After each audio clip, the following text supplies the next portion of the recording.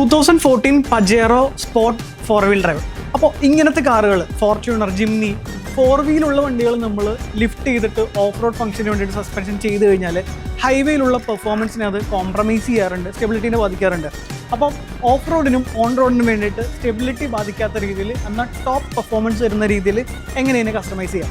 Of റോഡിന് പൊതുവെ use ചെയ്യുന്ന സസ്പെൻഷൻസ് എല്ലാം സോഫ്റ്റാണ്. നമ്മൾ ഇനി ലിഫ്റ്റ് ചെയ്ത് കഴിഞ്ഞാൽ ഹൈവേയിൽ ഒരു 100 എബോക്ക് നമ്മൾ ഓടിക്കുമ്പോൾ അല്ലെങ്കിൽ നമ്മൾ ടേൺ ചെയ്യുമ്പോഴോ അല്ലെങ്കിൽ ഓവർടേക്ക് ചെയ്യുമ്പോഴോ ഇതിൻ്റെ സ്റ്റെബിലിറ്റീനെ കാര്യമായിട്ട് ഇത് ബാധിക്കാറുണ്ട്. കാരണം സോഫ്റ്റ് സസ്പെൻഷനുമാണ്, ലിഫ്റ്റാണ്, സെൻറ്റർ ഓഫ് ഗ്രാവിറ്റി മാറിയിട്ടുണ്ട്. ഈ സമയത്താണ് ടീനിൻ്റെ ഇമ്പോർട്ടൻസ് നമ്മൾ മനസ്സിലാക്കേണ്ടത്. ഞാൻ പറഞ്ഞുതരാം. ഇനി എങ്ങനെയാണ് ടീൻ സസ്പെൻഷൻ സ്റ്റെബിലിറ്റീനെ കൺട്രോൾ ചെയ്യുന്നതെന്ന് പറഞ്ഞുതരാം.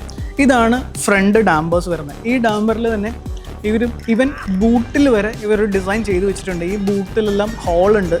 ഈ താഴത്തുള്ള ഹോളും മുകളിലുള്ള ഹോളും അതിൻ്റെ സൈസ് വ്യത്യാസമുണ്ട്. കാരണം ഡാമ്പർ വർക്ക് ചെയ്യുമ്പോൾ വരുന്ന ഹീറ്റ് പുറത്തേക്ക് പുഷ് ചെയ്ത് കളയാനായിട്ടാണ് ഹോൾ ഡിസൈൻ ചെയ്തിട്ടുള്ളത്. രണ്ട് സൈഡും ഉണ്ട്.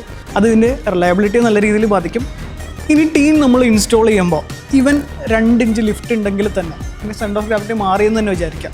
ടീൻ ഓഫ് റോഡിൽ മാത്രമാണ് ഇത് സോഫ്റ്റാക്കി വെക്കത്തുള്ളൂ. നമ്മൾ ഹൈവേയിൽ ക്രൂസ് ചെയ്യുന്ന സമയത്ത് ഇത് ടിൽറ്റ് ചെയ്ത് മാക്സിമം സ്റ്റിഫർ സസ്പെൻഷനായിട്ടാണ് പെർഫോം ചെയ്യുക. അതായത് നമ്മൾ മാക്സിമം സ്റ്റിഫർ സസ്പെൻഷൻ നമ്മൾ ഹൈവേയിൽ യൂസ് ചെയ്യുമ്പോൾ ഒരു സ്റ്റെബിലിറ്റിയും കോൺഫിഡൻസ് ഉണ്ട്. അത് 100% ടീൻ ഒരു ഡ്രൈവറിന് ഹൈവേയിൽ ക്രൂസിങ്ങിൽ കിട്ടും. ഇനി നമ്മൾ ഓഫ് റോഡ് പോകുമ്പോൾ ഈ സെയിം സസ്പെൻഷനിൽ തന്നെ ഡാമ്പിംഗ് ഫോഴ്സ് ചേഞ്ച് ആവുകയാണ് ചെയ്യുക. ഹൈറ്റ് സിമിലർ ആയിരിക്കും, ഹൈറ്റിൽ മാറ്റങ്ങളൊന്നും ഉണ്ടാവില്ല. പക്ഷേ മാക്സിമം സോഫ്റ്റായി ഏറ്റവും നല്ല രീതിയിൽ തന്നെ ട്രാക്ഷൻ കിട്ടുന്ന രീതിയിലും ആർട്ടിക്കുലേഷൻസ് നമുക്ക് ഓഫ് റോഡിലും എടുക്കാനായിട്ട് സാധിക്കും.